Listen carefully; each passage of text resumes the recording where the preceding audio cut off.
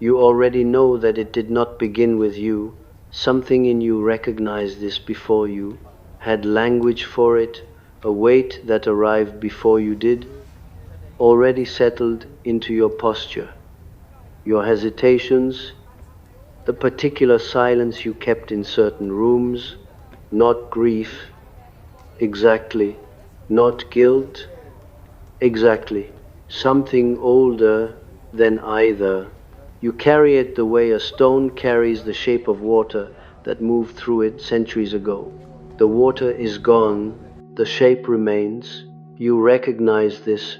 The psychological event has already completed. You did not inherit a memory, you inherited an interruption, someone else's unfinished becoming, pressed into your nervous system like a letter sealed and never sent. Passed down not because anyone chose to burden you, but because the psyche does not tolerate incompletion. It finds a carrier.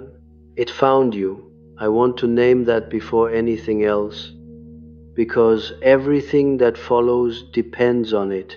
What you carry is not yours by origin, but it has become yours by function.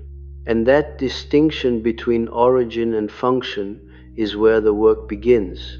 Now, let me speak plainly about what I mean. In my work on the archetypes and the structure of the collective unconscious, I observed something that troubled many of my colleagues, because it could not be reduced to personal history.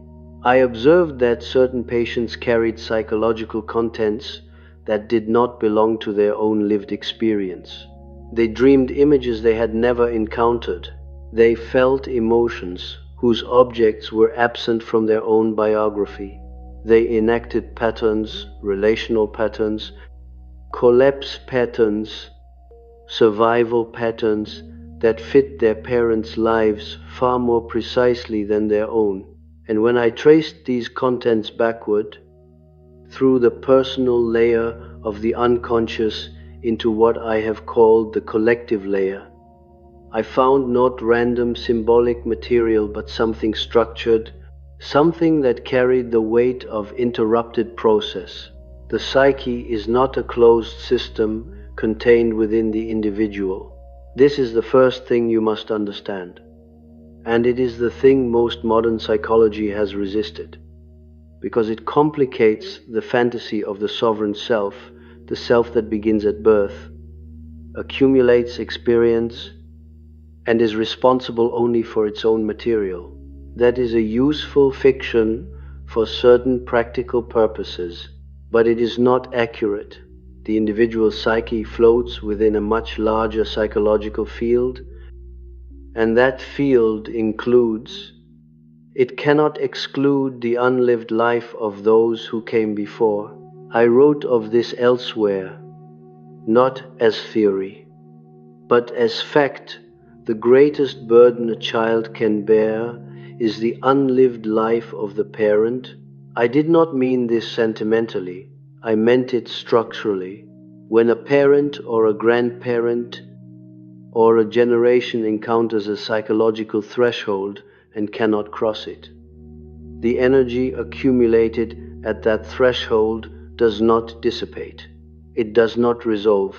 It is compressed, and compressed psychic energy seeks expression. The way water seeks gradient, it will move. The only question is through whom. You are through whom. Let me be precise about what kind of burden we are examining, because the word burden is vague and I have no use for vagueness here. There are burdens of fact, poverty, displacement, physical illness passed through bloodlines. I am not speaking of those, though they often travel together with what I am describing. The burden I am naming is specifically psychic. It is the burden of an individuation process that was begun and then foreclosed. It is the burden of a self that was reaching toward wholeness and was stopped by circumstance, by social prohibition, by terror, by the simple exhaustion of survival and was stopped before the integration could complete. The knotted cord, think of it this way. Every human being carries within themselves the tension between what they are and what they are capable of becoming. The movement from the first toward the second is what I have called individuation, the slow, difficult, frequently painful process by which the self becomes more fully itself, integrating the shadow, dissolving the persona, encountering the deeper figures of the unconscious.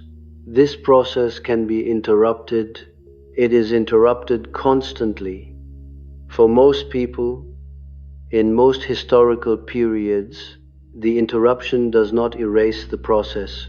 It suspends it, and suspended psychic process has a character. It generates pressure, symbolic intensity, compulsive repetition, and what I can only describe as a kind of gravitational pull on those who are psychically adjacent to it.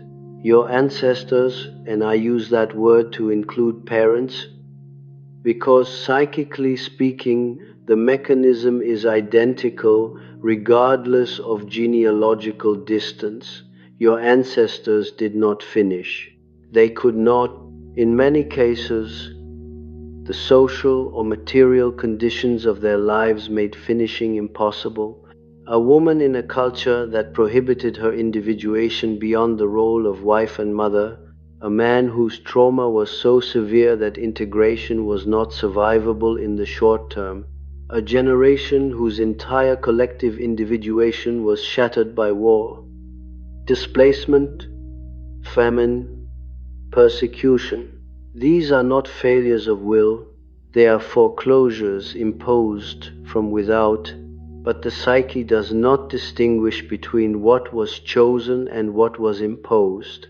The incomplete process remains incomplete, and when a child enters the psychic field of that incompletion, something begins to happen that is not conscious, not chosen, not visible, but is nonetheless absolutely real. The child begins to carry. I want to dwell on the mechanism, because this is where understanding matters most, and where the phenomenon is most frequently misread. The misreading goes like this. The child witnesses the parent's suffering, identifies with it empathically, and unconsciously takes on the emotional coloring of that suffering as a form of loyalty or protection. This is true as far as it goes. It describes one pathway. Psychologists working after me have described this pathway with increasing sophistication, and the work is valuable. But it does not describe the full mechanism. The deeper mechanism operates below the threshold of witnessing. It operates at the level of what I have called the participation mystique, the pre-individual psychological fusion that exists between the child and the parental field before differentiation has fully established itself. The child, in the earliest stages of psychological life, does not experience itself as fully separate from the parent. The boundary is permeable, and through that permeability, psychic contents move, not because the parent intends to transmit them, not because the child chooses to receive them, but because the psychic field is not yet divided. What moves through that permeable boundary is not memory, it is not narrative, it is something more fundamental. It is the effective and dynamic charge of unresolved process, the tension of the unfinished, the pressure of the interrupted, and because this material enters before language, before cognition, before the child has any capacity to reflect on what is happening, it does not arrive tagged with its origin. It arrives as if it were simply the way things are. You do not experience it as inherited, you experience it as yourself, This is what makes the burden so difficult to identify, and so persistently effective at shaping a life. The woman who cannot pursue her ambition, not because she lacks capacity or opportunity, but because something inside her collapses at the threshold of visibility. She does not think my grandmother was forbidden from being seen, and I carry the prohibition in my body. She thinks I am afraid, or I am not ready, or simply I cannot, and she does not know why. The man who cannot receive love without immediately preparing for its withdrawal, he does not think my grandfather was separated from everyone he loved, and I carry that separation as a structural expectation. He thinks I am careful, or I am realistic, or this is just who I am. The unopened letter, it has been in the drawer for so long that you have forgotten it is a letter. You have organized your life around the drawer. You have learned never to open it, not because you remember why, but because the psychic charge around the drawer is strong enough to redirect every impulse that approaches it. The prohibition has become invisible because it has become structural, and then one day, and this is where I want to place your attention, one day the prohibition does not redirect you, it collapses. Something in the inherited structure gives way, and the energy that has been held in that structure for decades, possibly for generations, moves. And this movement is not comfortable. It does not feel like liberation. At first, it feels like dissolution. It feels like becoming suddenly foreign to yourself. This is the moment the psyche has been approaching through you for longer than your life. I had a patient, and I will not describe her in detail, because the detail is not the point, who came to me in a state of what I can only call psychological bewilderment. She had, by every external measure, successfully organized her life. She was capable, she was held in high regard, she performed every function expected of her. But she came to me because she felt, as she put it, that she was living someone else's life. Not in the sense that she envied another life, in the sense that the life she was living felt inhabited by a stranger who had organized everything with great efficiency and thoroughness, who had made all the correct choices, who had satisfied every obligation, and yet who was not her. This is a clinical presentation I have encountered many times, and I have learned to attend to it very specifically, because it is almost never simply a question of the patient's own psychology. When a person feels they are living a stranger's life, the stranger is almost always recognizable upon examination as a parental figure, or a parental aspiration, or a parental failed self.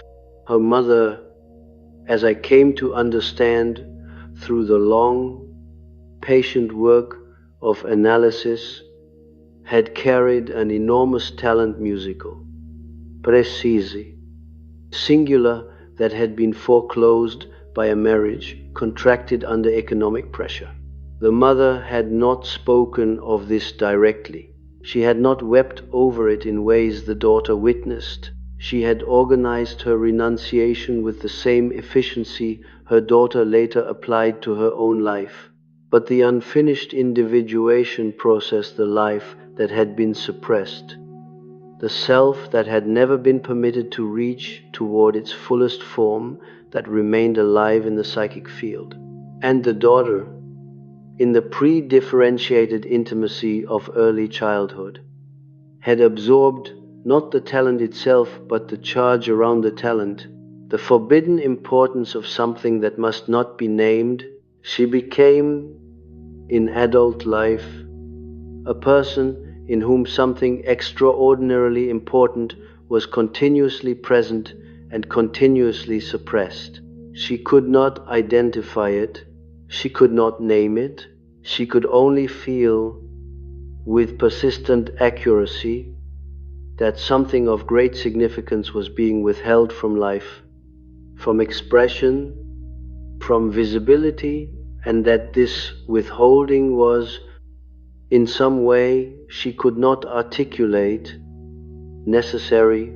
The suppression felt like duty, the foreclosure felt like virtue, and beneath both the knotted cord, pulling.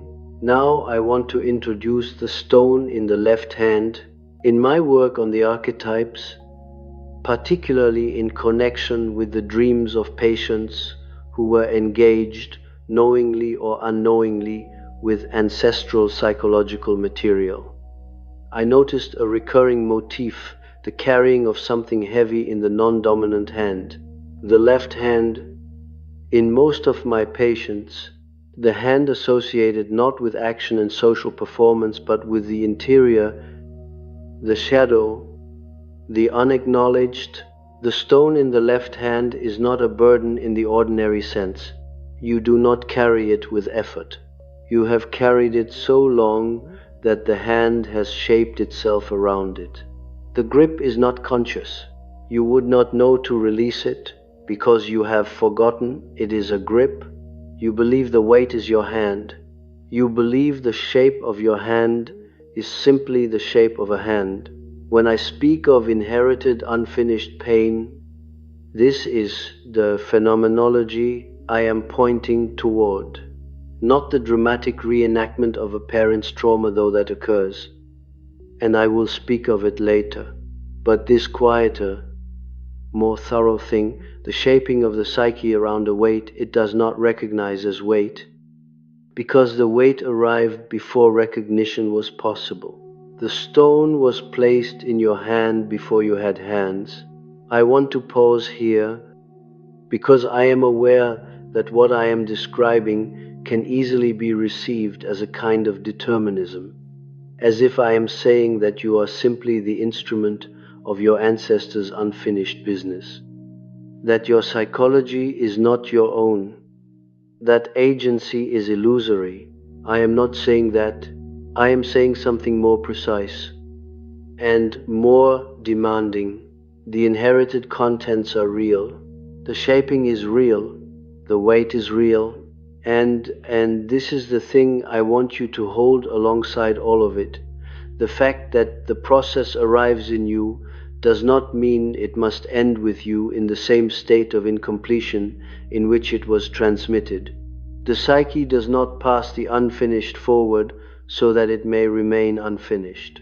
It passes it forward so that it may find, in a different life, in a different configuration of possibility, the conditions under which it can complete. You are not simply the inheritor, you are also the opportunity. But that is the second half of what I need to say to you, and we have not yet fully established the first half. We have not yet fully inhabited the weight, and you cannot release what you have not first genuinely held. So let us stay, for now, with the weight. Let us stay with the knotted cord, the unopened letter, the stone in the left hand. Let us stay with the fact that something was given to you before you could refuse it, before you could examine it, before you could even perceive it as separate from yourself. And let us allow that fact not as explanation, not as excuse, not as liberation, but simply as true, as the ground on which everything else that follows must stand. The psychological event has already completed. What remains is only the naming of what it is. You have been living without knowing it, as a resolution, not a solution. I want to be careful here, because those two words carry very different weights. A solution implies a problem that has been dissolved, made to disappear. A resolution implies something more severe, a tension that has been brought to its necessary end, a cord that had been suspended for decades, finally through you, in you arriving at the note toward which it had always been moving. The difference matters because if you understood yourself as a solution, you might look back at the family line with something resembling satisfaction. You might feel useful, you might feel chosen in the positive sense, but resolution carries no such comfort. Resolution means that you were the place where the unbearable finally became bearable, not because you made it so through conscious effort, but because your particular configuration of life, your particular psychological structure, happened to provide the conditions under which the accumulated pressure could finally move. You did not volunteer for this. You were the available terrain. Let me go deeper into the structural question, because I think the mechanism is still too abstract for you to feel its full weight. And I want you to feel it. Not suffer it, feel it. There is a difference. In my work on the development of personality, I returned again and again to what I called the unlived life of the parent. I observed it in case after case. The child does not inherit the parent's conscious intentions, the values they articulated, the aspirations they expressed openly. The child inherits the parent's unconscious, specifically the parts of the unconscious that carry the highest charge, the most compressed energy, the most unresolved tension. Think of what that means in practice. A father who consciously wanted his child to be free, to pursue what he could not. His conscious wish is benign, even generous, but his unconscious carries the specific texture of his own foreclosure, the shame of what he could not become, the rage he could not express, the grief he did not allow himself, the hunger that was never acknowledged because acknowledging it would have made his renunciation unbearable. These are the contents that transmit, not the generous wish, the charged wound, and so the child receives, through the pre-differentiated psychic field, not the father's love for what might have been, but the father's pain around what was not. The child receives the wound, not the wish. And then this is the part that requires real attention. The child organizes its own psychology around that received wound as if it were a feature of the world, as if it described something true about what is possible, about what is permitted, about what happens when one approaches certain thresholds. I want to describe how this manifests phenomenologically, because abstract description is insufficient. You approach a threshold, it does not matter what kind: professional visibility, intimate disclosure, the assertion of a desire you have never named to anyone, artistic expression that would require you to be seen, the claiming of authority in a domain where you are genuinely competent.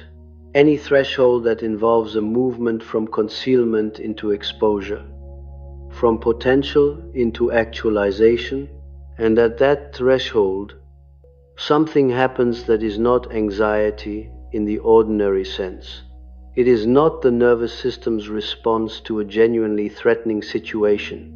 It is something that arrives before cognition, before evaluation, before you have had any chance to assess whether the threshold is actually dangerous.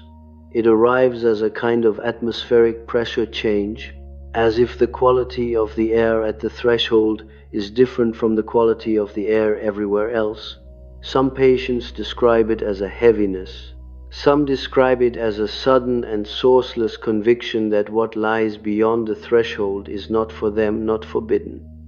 Exactly, but simply not designated for them. The way a door with someone else's name on it is not forbidden but is clearly not yours. Some describe it as a dissociation, a sudden sense of watching themselves approach the threshold from a distance, as if the self that was about to cross has been mildly evacuated, replaced by a more careful and automatic version. What you are encountering at that threshold is not your own history. You are encountering the accumulated charge of every time a figure in your lineage approached a similar threshold and was turned back by circumstance, by terror, by prohibition, by survival necessity.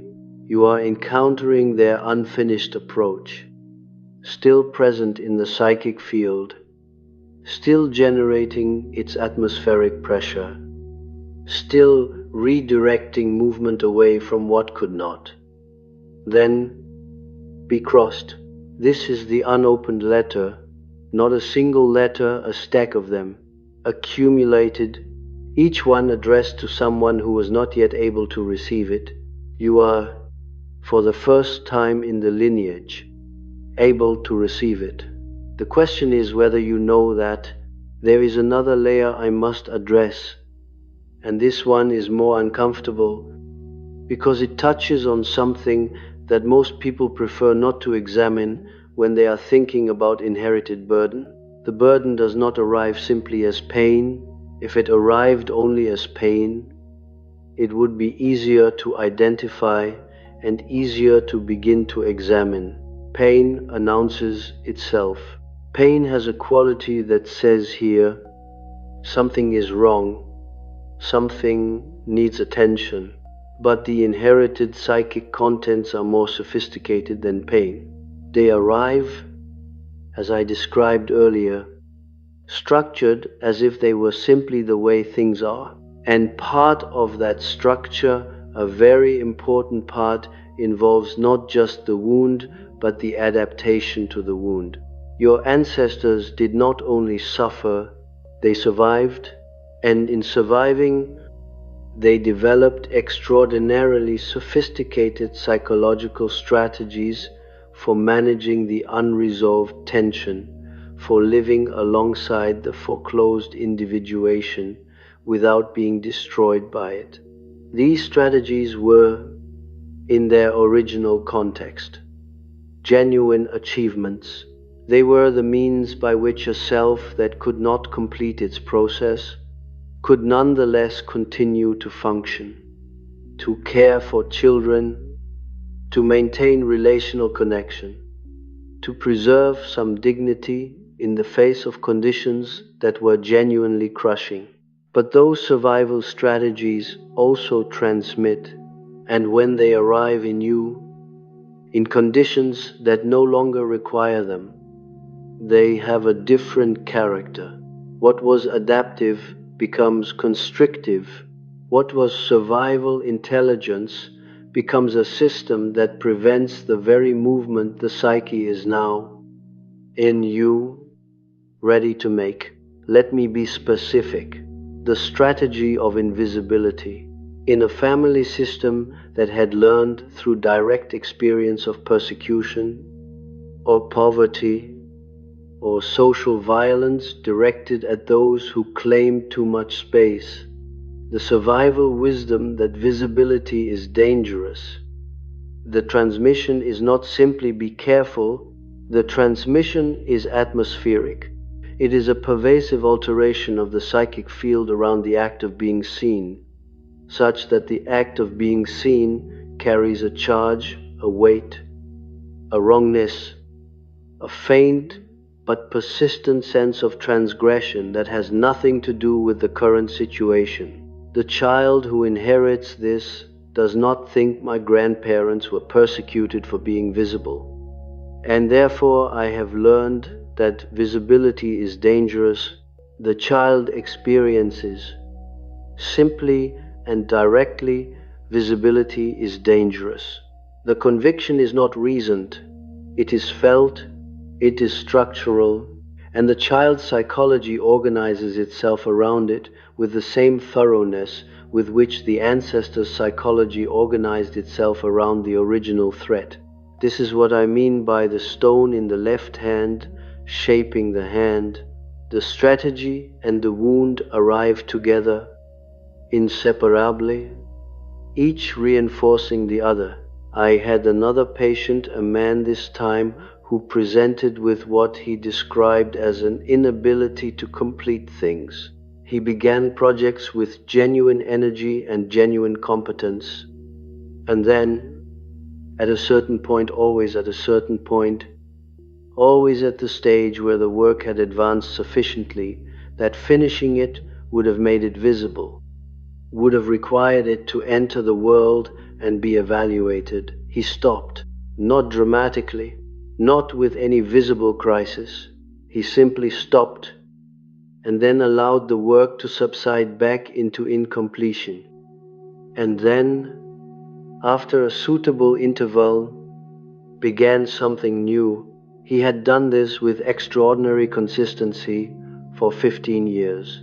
He was intelligent enough to be aware of the pattern. He had developed several explanations for it: perfectionism, fear of failure, various psychological frameworks he had read about and applied to himself with some accuracy.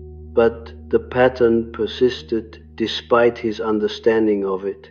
When we worked into the family material, what emerged was this: his father had been a man of significant intellectual ambition who had been, at the critical moment of his young adulthood, required by family circumstance to abandon his studies and take over the management of the family's commercial enterprise. The father had done this without visible protest.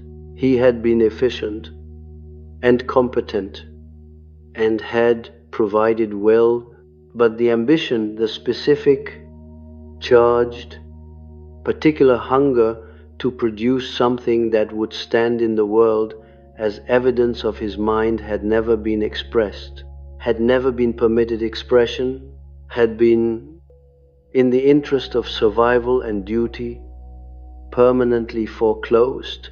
The father had never told his son this. He had not needed to. The charge around intellectual completion, the specific atmospheric wrongness of bringing a work to the point of visibility, had transmitted without language. And the son had organized his psychology around that charge so thoroughly that he could not distinguish between the inherited prohibition and his own psychology. He believed the stopping was his, when he understood not simply intellectually, but in the way that real psychological understanding works, which involves a kind of cellular recognition, a shock of familiarity that is also a shock of foreignness, when he understood that the stopping was not his, that it had arrived in him, carrying the weight of a renunciation he had never made and a loss he had never suffered. Something shifted, not immediately, not comfortably. The inherited contents do not dissolve upon being recognized. They do not politely step aside when you identify them, but the relationship to them changes.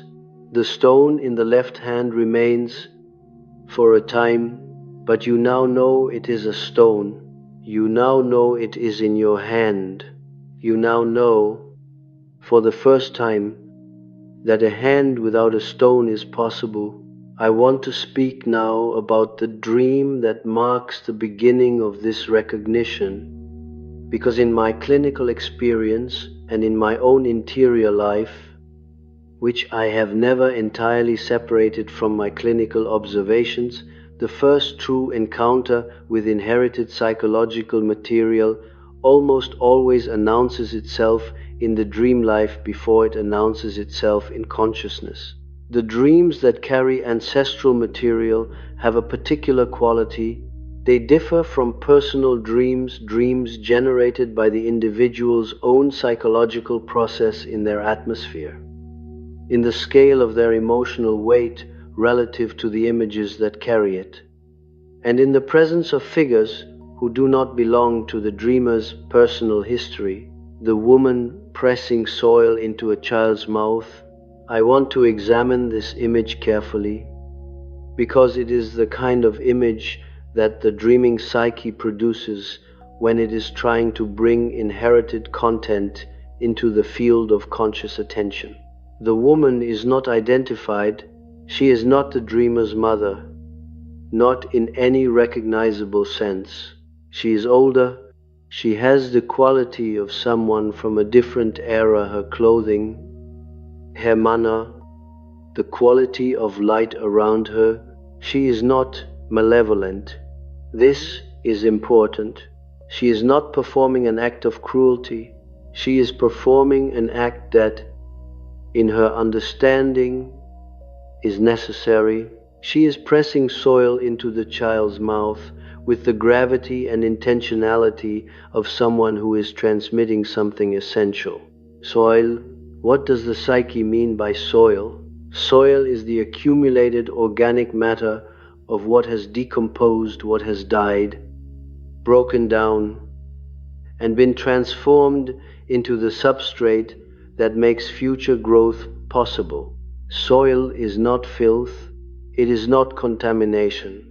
It is the composted residue of everything that has ended, made fertile. The woman is pressing the ancestral material, the composted residue of what has died and not yet transformed in the lineage into the child, not as punishment, as inheritance, as the transmission of what must now, in this new life, find the conditions to transform. The child in the dream does not resist, does not choke, receives. This is the dream that appears when the psyche is ready, or when it has been ready for some time and consciousness has not yet caught up. And here I want to name something that the dream clarifies, something that the abstract language of inheritance can obscure. The ancestral material is not only wound, it is not only pain and prohibition and foreclosed individuation. It is also, and I insist on this, because to overlook it is to miss the entire point, it is also the unrealized potential of the lineage. The compressed energy of the foreclosed process is not simply suffering, it is also the energy that the process would have moved had it been permitted to complete. It is the creative force, the individuation force, the force that was present and ready and was stopped before it could express itself. When that material arrives in you, it brings both the wound and the energy, the prohibition and the hunger, the heaviness and the charge. This is why the inherited burden often manifests not simply as limitation, but as an inexplicable intensity, a hunger that seems disproportionate to your own life history, a drive that does not quite fit the shape of your biographical experience, a sense of something enormous that wants to move through you, but that you cannot quite identify or direct. You feel it as yours. It is yours now, but its origin is older than you. The knotted cord, pulled tight across time, is also a cord of connection. It binds you to what was unfinished, and in binding you, it also connects you if you are willing to follow it backward to its source, to the life that was trying to complete itself through that cord. This is where the work turns, not yet to completion, but toward the necessary confrontation with what was actually transmitted, what was actually placed in your hand before you had hands, what the woman in the dream was actually pressing into the child's mouth. Not poison, soil, not curse, inheritance, not your wound, your beginning. There is a particular moment in the analytic work, and I have witnessed it more times than I can count. Across decades of sitting with people in the deep interior of their psychology, when the patient stops explaining and begins to feel, not feel in the ordinary sense, not the managed emotional response of someone who has learned to speak about their inner life with appropriate fluency. I mean something more primitive, something that arrives without preparation, without the mediating layer of narrative, without the comfortable distance that understanding provides. It arrives as recognition without origin. You have felt this. I am certain of it. A moment when something surfaced in you that was too large for your personal history, too old, too weighted, too structurally complete to have been generated by the events of a single life, a grief that had no adequate object, a rage that found no sufficient cause in your own biography, a longing so specific and so persistent that it seemed to be reaching towards something that had existed before you were born. You likely explained it away, or contained it, or directed its energy into something that could absorb it without requiring you to examine its actual source. This is what psychologically functional people do with material they cannot yet metabolize. They use it. They are efficient with it. They do not waste the energy.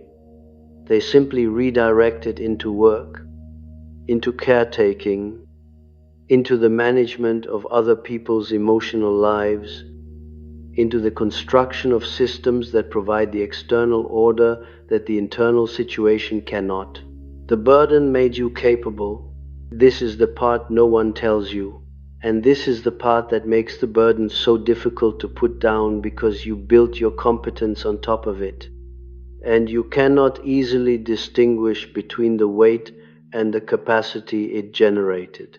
I want to examine this more carefully, because it is psychologically precise and practically important. When the inherited material, the compressed energy of the foreclosed individuation, the unresolved tension of the ancestors' incomplete becoming arrives in the child's developing psychology, the child's psyche does not simply suffer under it passively. The developing psyche is an extraordinarily active system. It is organized fundamentally around the drive toward coherence. It cannot tolerate formlessness. It cannot live in unstructured tension indefinitely. And so it does what all developing psyches do in the face of material that cannot be metabolized directly. It organizes the material into a structure that can be lived with. The structure it builds will depend on the specific character of the inherited material, on the family system's particular relationship to that material, and on the child's own constitutional temperament. But the structure will always serve the same function. It will convert the raw, charged, unresolved ancestral tension into a stable psychological organization that allows the child to function, that allows the child eventually to become an adult who is competent, relational, and capable of managing ordinary life. The cost is that the structure hides the material, or rather, the structure does not hide it so much as it incorporates it so thoroughly that it becomes invisible. The material becomes the foundation of the structure, not a foreign object within it. And foundations are not things we examine. Foundations are what we stand on. We examine the rooms, we examine the walls, we examine the furniture we have arranged and rearranged over the years. We do not, ordinarily, excavate the foundation. We do not even think of it as something that could be excavated until the structure begins to shift, until the rooms begin to crack and the walls develop fissures that cannot be explained by anything in the current architecture, until the building itself begins to communicate that something below it is moving. This is the moment most people enter analysis or enter a crisis. or enter the particular form of quiet disintegration that is too functional to be recognized as crisis, but is nonetheless a fundamental structural failure of the psychology they have built. The man who's stopping completing things. I spoke of him in the previous movement of this lecture. He did not come to me in dramatic distress. He came to me with a mild and persistent bewilderment, a sense that the mechanisms by which he had organized his life were becoming, for no visible reason, less reliable. The stopping had always been present, but he had managed it. He had built around it. He had, with considerable intelligence, constructed a professional and personal life that accommodated the stopping without requiring him to confront it directly, and then, too, at a certain age, the accommodation stopped working. The workarounds became too costly.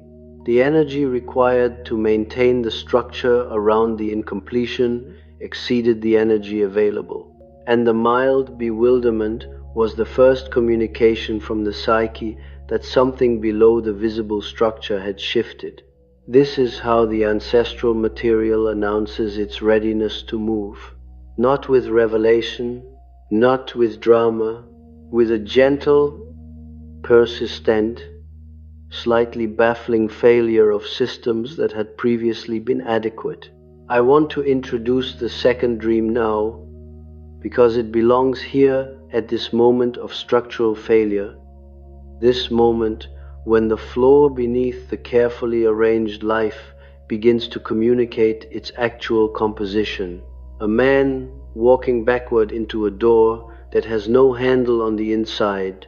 Stay with that image. Let me describe it fully, because every element carries weight. He is walking backward, not retreating walking. The direction of motion is deliberate, but the orientation is reversed. He is moving toward the door without facing it. He is arriving at something he has not chosen to look at. The door has no handle on the inside. This is the crucial detail, not that the door is locked. A locked door implies that entry could be possible with the right key, that the barrier is a solvable problem. The absence of a handle on the inside is different. It means that once the man has passed through the door cannot be operated from where he now stands.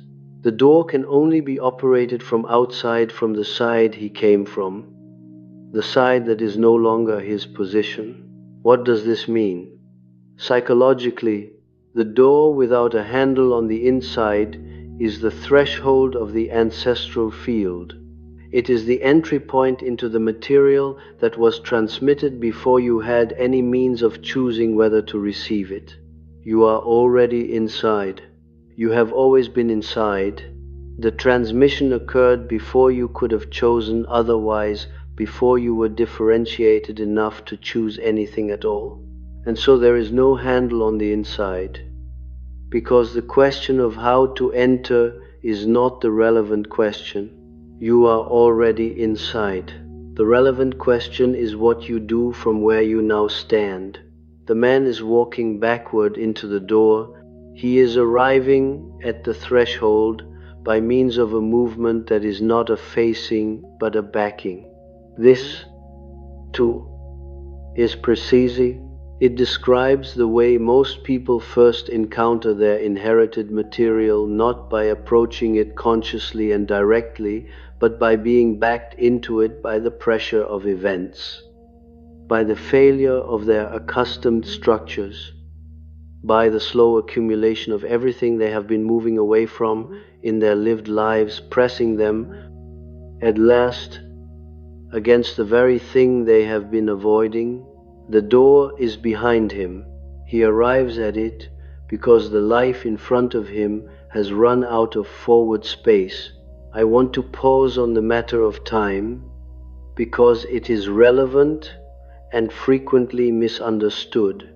The question I am most often implicitly resisting, I hear it forming in patients. I can sense its shape is this if the material was transmitted in early childhood, if the structure was built so long ago, if the foundation was laid before consciousness could intervene, then what is the mechanism by which change is now possible? Why now? What has changed that makes the ancestral material movable when it was not movable before? This is an important question, and it deserves a careful answer. The material was not immovable before, it was enclosed. There is a difference. The enclosure was not permanent, it was functional. It served a purpose. The structure that the developing psyche built around the inherited material was built in service of psychological survival, and that service was real and necessary. To criticize the structure is to misunderstand it. To regard the enclosure as a failure is to miss the achievement it represented. But structures that were built in service of survival in one set of conditions do not automatically update when the conditions change. The psyche is conservative in this respect. It maintains what has worked. It does not revise its architecture simply because the external situation has altered. It continues to operate the structure that kept it safe, long after safety has ceased to require that particular structure. What changes in the individual who has reached the point of structural failure is not the ancestral material itself. What changes is the ratio between the energy available to maintain the enclosing structure and the energy generated by the enclosed material. Over time, and this is variable, dependent on individual constitution and life circumstance, the enclosed material grows more insistent, not louder, exactly, denser, more present, and the energy required to maintain the structure around it increases correspondingly. At a certain point, and this point will differ for every individual, the maintenance cost exceeds the available energy, and when that happens, the structure does not collapse catastrophically. In most cases, it simply becomes porous. The enclosed material begins to move through the structure not by breaking it, but by finding the fissures that the structure's own aging has created. This is the moment of structural failure I described earlier. This is when the rooms crack, when the systems that previously managed the material become, without visible cause, insufficient. And I want to be clear about this is not pathology. This is the psyche working correctly. This is the individuation process interrupted in an ancestor, transmitted to you, enclosed in your developing psychology, maintained for decades at considerable cost, finally finding the conditions under which it can resume. The failure of the structure is the beginning of the resumption. But there is something that happens in this moment of resumption that is almost never discussed. And I want to discuss it here because it is psychologically significant and practically disorienting. When the ancestral material begins to move, when the enclosed contents begin to press through the fissures of the enclosing structure, it does not arrive labeled. It does not announce itself as ancestral. It does not come with a note that says, "This belongs to your grandmother." This is the grief she could not afford to feel. This is the rage your grandfather compressed into his body over 40 years of silent renunciation. It arrives as yours. It arrives as if it was something that is happening to you now, in your current life, for reasons that your current life should be able to explain, and because the psyche is, as I said, extraordinarily organized around the drive toward coherence. It will find explanations, It will locate the current life situation that can absorb the arriving material. It will identify the current relationship, the current circumstance, the current failure or loss that seems to account for the emotional intensity of what is moving. This is not self-deception. Exactly, the current life situation is usually genuinely resonant with the ancestral material.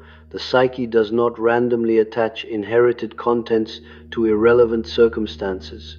It attaches them to circumstances that carry genuine structural similarity to the original situation of foreclosure, but the intensity, the weight, the depth of what is felt is not generated by the current situation alone.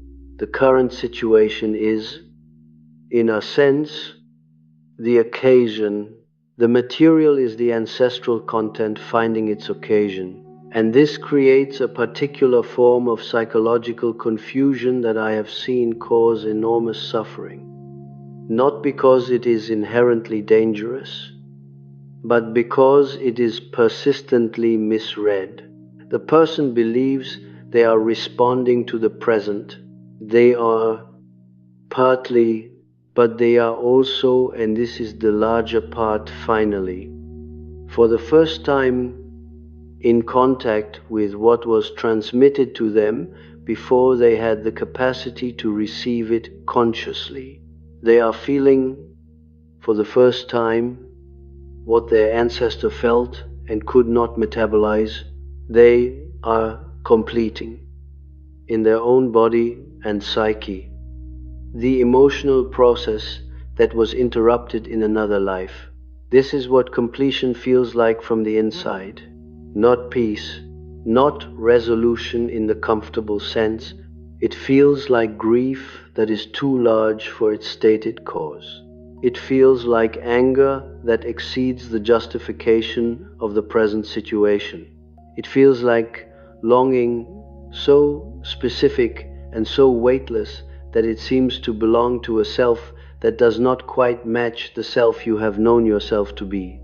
You are not losing your mind, you are losing your inherited structure, which is different and which is, in fact, the beginning of what I would call carefully, without comfort, the beginning of genuine individuation. I want to speak about the shadow because we cannot move further without it. In my work on the archetypes, I identified the shadow as the sum of all the psychological qualities that the individual has been unable or unwilling to integrate into the conscious personality, the qualities that, for whatever reason, were incompatible with the persona the individual constructed in adaptation to their social and familial environment.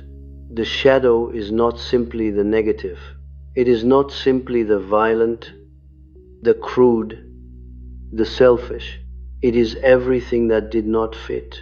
In the context of inherited psychological material, the shadow has a specific and important character because the inherited material arrives pre-verbal, precognitive, before the individual has had any opportunity to engage with it consciously.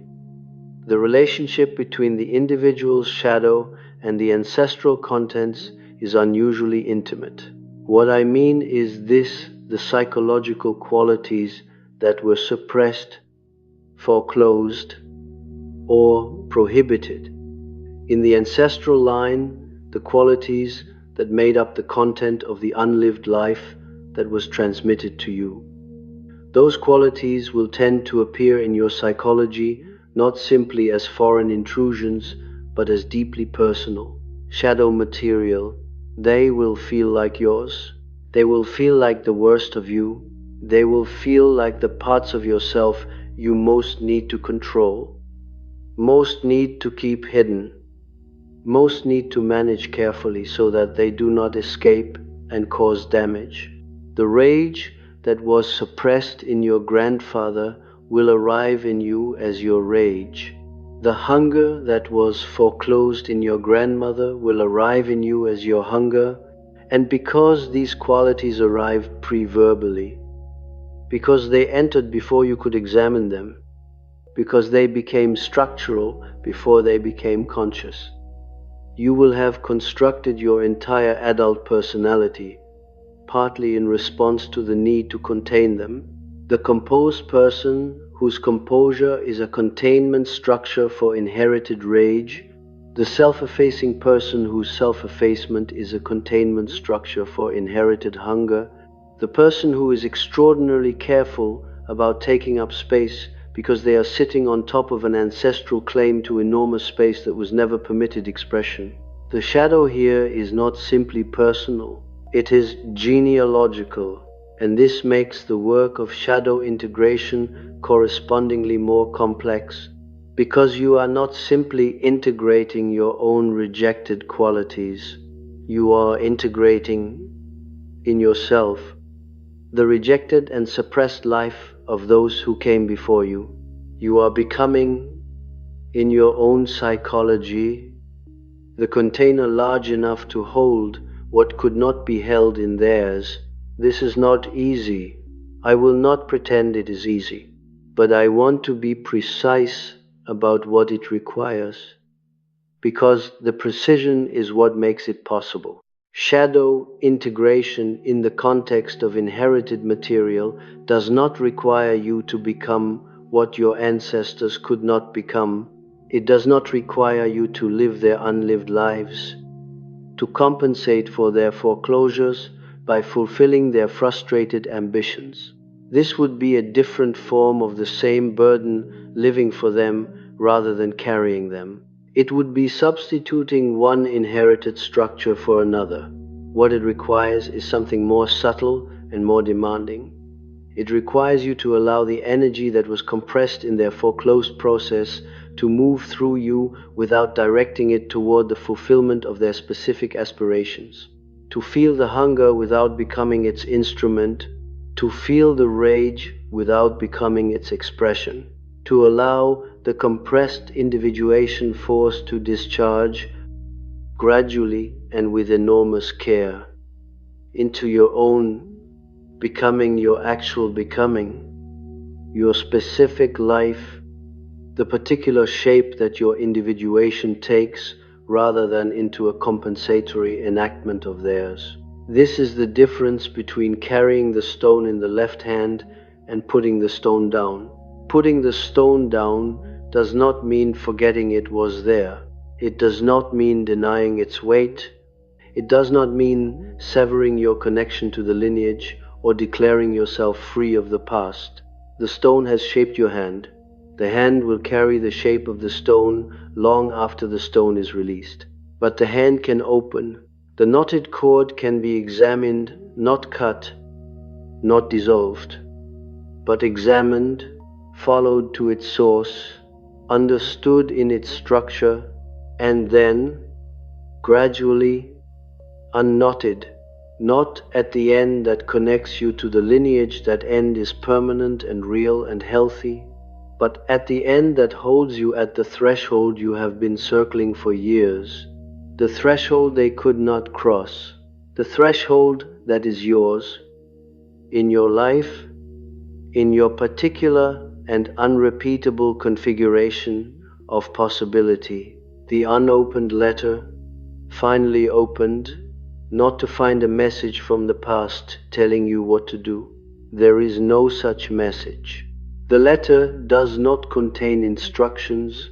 It contains something more fundamental, the recognition that you were always the intended recipient, that the letter was always addressed to this moment, that the accumulation of everything that was foreclosed and compressed and transmitted through the long corridor of the lineage was always moving, however blindly, however painfully, toward you, toward this particular person, in this particular life, with this particular capacity to receive what could not previously be received. You are the first in the lineage who is reading this letter, and what you do with what you find in it will determine, to a degree you may not fully appreciate until long after, what the next generation inherits from you.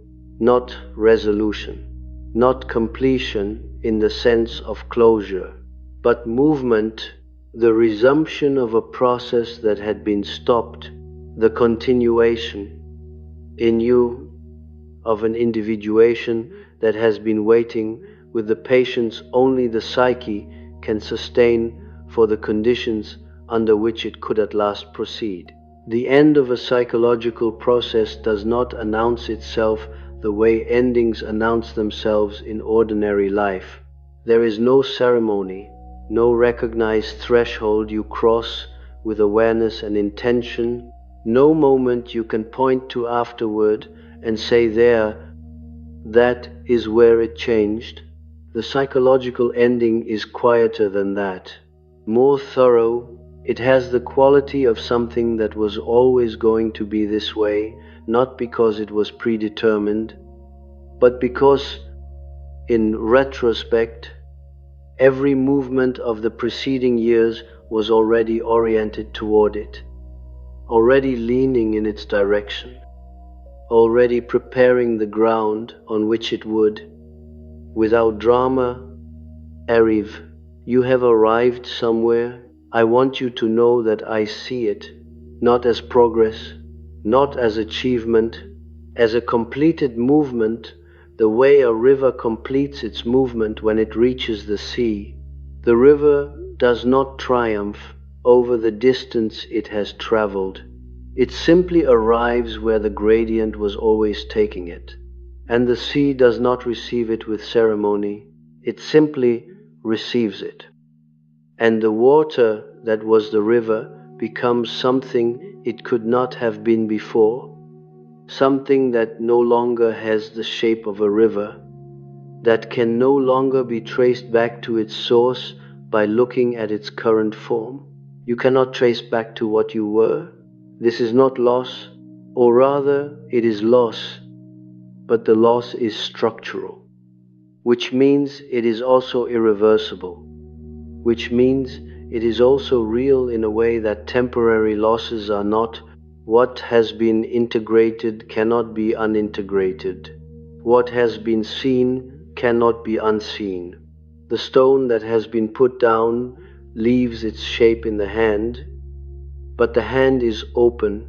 I want to speak now about what completes when the inherited material finally moves, when the individuation process that was interrupted in the lineage and transmitted to you finally finds, in your psychology, the conditions to resume and, at least in this partial but essential way, to advance, because there is a completion that occurs in you, and there is a completion that occurs simultaneously in something larger than you. Let me take the personal completion first.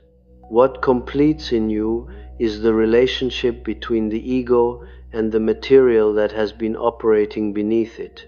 For your entire adult life and for much of your childhood, before that the ego has been functioning in a particular relationship to the inherited contents, either containing them, or being directed by them, or organizing its entire structure in response to the need to manage them. The ego was never neutral in relation to this material. It was always, in some degree, its servant maintaining the enclosing structure, redirecting the compressed energy, performing the elaborate psychological labor of keeping the inherited contents in a form that was livable. This labor has been enormous.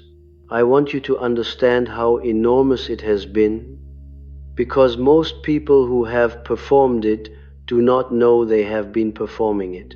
They know only that they are tired in ways that sleep does not repair, that they are competent in ways that do not feel like capability so much as necessity, that their emotional availability, their access to their own interior, comes and goes with a variability they cannot quite predict or understand. The tiredness is real, the competence is real, the intermittent unavailability is real. All of it is the signature of a psychology that has been, for a very long time, doing additional work that was never included in the visible description of its tasks, with the material moves when the inherited contents are brought into conscious relation with the ego. When the shadow material is examined and gradually integrated, when the knotted cord is followed to its source and understood and slowly unknotted, the labor does not simply stop, but its character changes. The labor of containment, which was always fundamentally reactive and exhausting, gives way over time to something different, something that has the quality of orientation rather than management. You are no longer organizing your psychology around the need to keep something enclosed.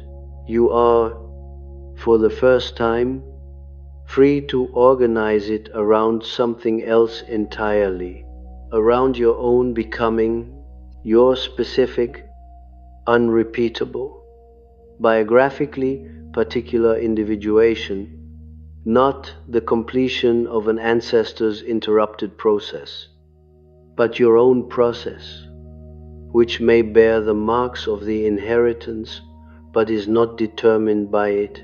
This is what psychological freedom actually feels like.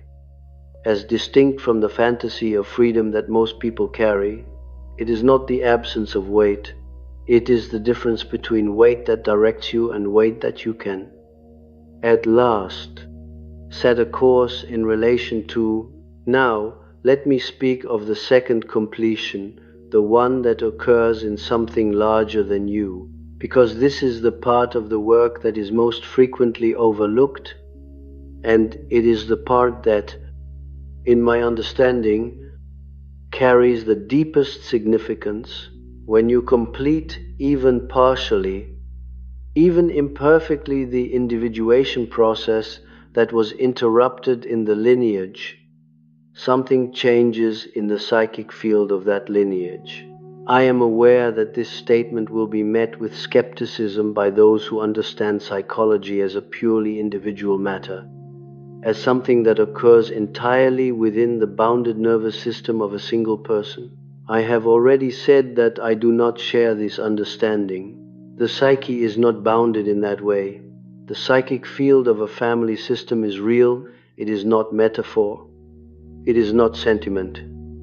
It is a genuine organizational structure within which individual psychologies develop and to which they remain connected throughout their lives. And within that field, the movement of previously enclosed material has effects that extend beyond the individual in whom the movement occurs. This is why, in clinical practice, I repeatedly observed that when one member of a family system underwent genuine and deep psychological work, not adjustment, not symptom relief, but real individuation work, the effects on the broader family system were often significant and sometimes dramatic. Other members of the system became, without any direct intervention, more available to their own process. Contents that had been rigidly enclosed in the family system's collective psychology became more fluid. In some cases, not all, not reliably, but with sufficient frequency to constitute a clinical observation. The next generation showed a qualitatively different relationship to the inherited material, as if the partial completion achieved in the parent's psychology had genuinely altered the nature of what was transmitted. I want to be careful here. I am not describing a magical erasure of ancestral pain. I am not suggesting that the hard work of one person dissolves the inheritance for all subsequent generations, or that completing your psychological work protects your children from the necessity of their own. The individuation process is not something that can be accomplished on behalf of another. Each person must do their own work, in their own time, in their own way. But what I am describing, what I have observed, and what I believe to be true is that the nature of the transmission changes when genuine psychological work occurs. The contents that are transmitted are not identical from generation to generation. They carry the marks of what has been done with them. When material has been examined, brought into conscious relation, integrated even partially, when the unopened letter has been opened and read, even if it has not been fully understood, the material that passes forward carries the mark of that contact. It is not the same material as was transmitted to you. It is something that has moved, something that has been touched by consciousness, however briefly and imperfectly. This matters enormously. I want to return to the dream of the woman pressing soil into the child's mouth, because I have more to say about it now that we have traveled further into this material. I describe the soil as the composted residue of what has died and not yet transformed the ancestral material in its state of maximum charge and minimum form. And I describe the woman's act as transmission, the passing forward of what must find, in a new life, the conditions to transform. But I want to add something now, something the dream contains that I did not name in full at the beginning. The woman is pressing the soil into the child's mouth, not placing it, pressing it. The word is important. There is force in the gesture, not violence, I said this before, but force. The deliberate, necessary force of someone who knows that what they are transmitting will be resisted, not because the child is unwilling, but because the material itself has a density that requires pressure to transmit, and the child receives it. The child does not choke, does not turn away, receives. Now, consider what happens to soil when it enters a living body. It does not remain soil. The living organism is not simply a container that holds what it receives. It is a transformative system. Everything that enters a living body is metabolized, broken down, restructured, either assimilated into the body's own substance or excreted as waste. The body does not preserve what it receives in the form in which it received it. It transforms it. This is the dream's deepest instruction, and I want to name it plainly. You were not given the ancestral material to preserve it. You were given it to metabolize it, to break it down with the specific biological and psychological machinery of your own living, your own consciousness, your own suffering, your own capacity for reflection, your own encounter with your shadow, your own imperfect and genuine and irreplaceable individuation process, and to transform it from the dense, charged, compressed form in which it was transmitted into something that can be used, something that is no longer simply weight, something that has been converted by the specific chemistry of your living into the substrate of growth. Soil, in the end, is not the problem. Soil is the medium. It is what grows in it. That is the point. And so I arrive at the shadow that runs beneath everything I have been saying, the shadow within this lecture itself. Within this entire examination of inherited burden, the thing I have been circling, approaching from multiple angles, preparing you to hear the burden you did not choose was also an election. I use that word carefully. Not in the theological sense. I am not speaking of destiny or providence or any framework that removes agency from the equation. I am speaking psychologically.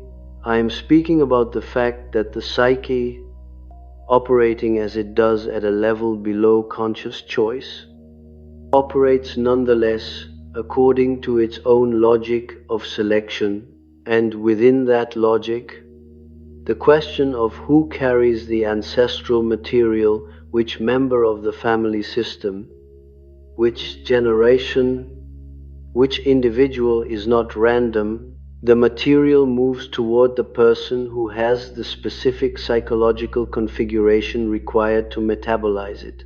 Not necessarily the strongest, not necessarily the most gifted or the most conscious, but the one whose particular combination of qualities, constitution, biography, temperament, the specific shape of their own individuation provides the conditions under which the compressed material can finally move.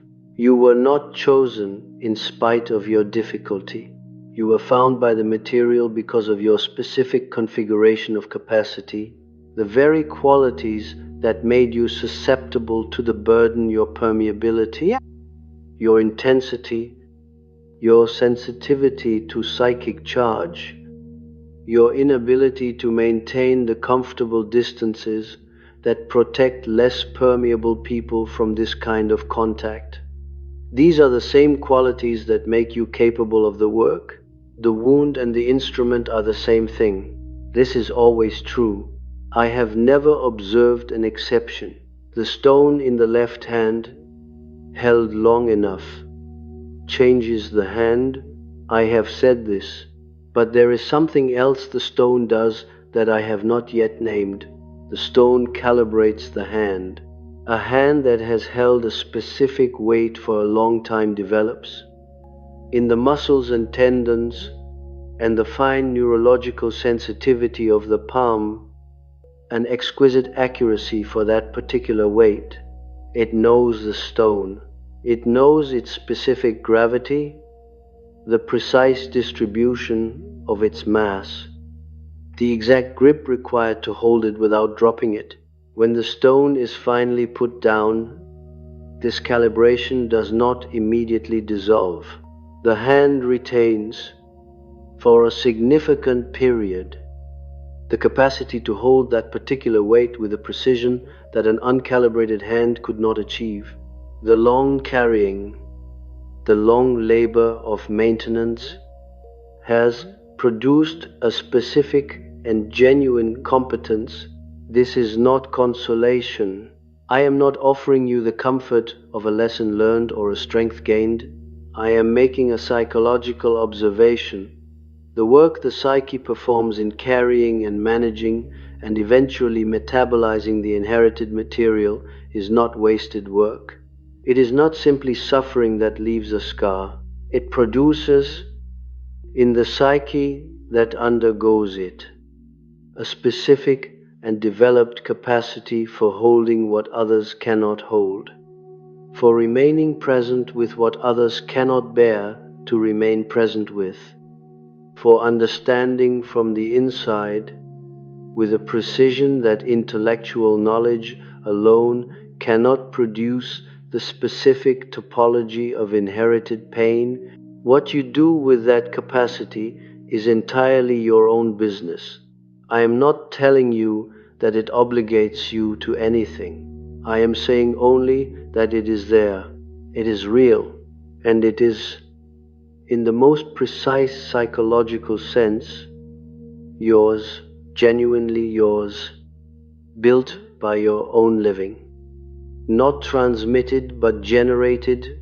I want to give you the final image, and then I will name what has completed. The man walking backward into the door with no handle on the inside. He is inside. He has always been inside. The door is behind him. Handleless, irremediable, He cannot go back through it. He cannot return to the position from which entry might have been managed, from which the transmission might have been modulated or refused.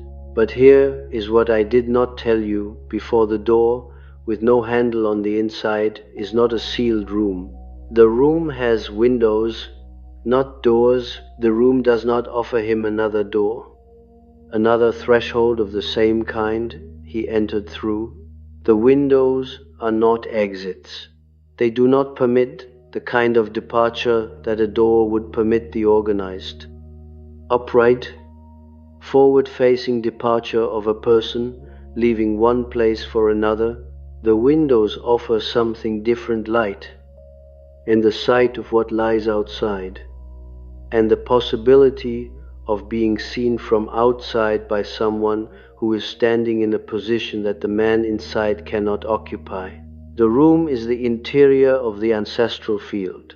It is where you have always lived, where everyone who carries this material lives, where the enclosing structure was built and maintained and is now, in the seismic gradual way of real psychological change, dissolving. You cannot leave through the door. The door has no handle on the inside. But you were never supposed to leave. You were supposed to open the windows, to allow light in, to allow the ancestral material to be seen from outside, from the vantage of your own consciousness, your own examined and partially integrated psychology, and in being seen, to begin its final and irreversible transformation from enclosed weight to open ground. This is what has completed in you, not the work. The work continues, and will continue, and is never entirely finished in a single life. But the orientation has changed. The stance has changed. You are no longer organized entirely around the door you cannot open. You have turned, however slowly, however incompletely, toward the windows. The knotted cord was not a punishment. The unopened letter was not a curse. The stone in the left hand was not placed there out of malice or indifference. They were placed there because the psyche, operating across time, across generations, across the long corridor of lives that preceded yours, could find no other way to preserve what needed to be preserved until the conditions for its transformation arrived. You are the conditions, not the solution, not the healer of the lineage, not the one who repairs what was broken or completes what was left unfinished on behalf of those who could not complete it, but the conditions, the specific, living, conscious, suffering, capable, imperfect configuration of a human psychology in which what was transmitted as burden has, at last, found the terrain in which it can metabolize. The woman pressed the soil into the child's mouth because the soil had nowhere else to go that could use it, and the child received it because the child was, in the deepest sense, made of the same substance, the same composted residue of everything that died and did not yet transform in the long history of the lineage, and therefore capable, as no container that was not alive could be, of breaking it down. You broke it down, not all of it, not finally, but enough. The psychological event has completed what was inherited as interruption, has become, in you, resumption,